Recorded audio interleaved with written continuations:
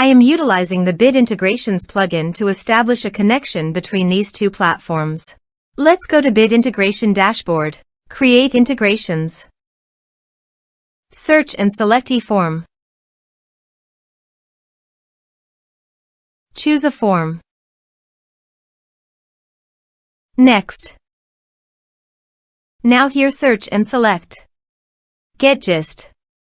Here, give them a meaningful integration name as you want. Now for API key. Please visit GetGist API console. Now go to Setting.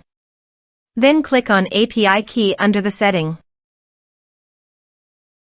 Copy this and paste it on authorization page.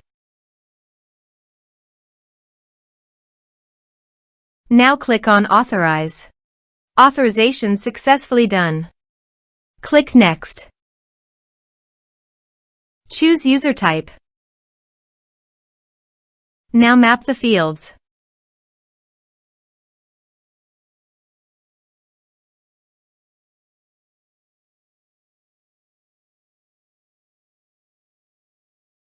Here is the conditional logic. You can use it if you want.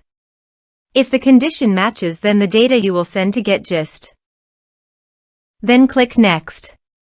Finish and save it. Let's submit the form.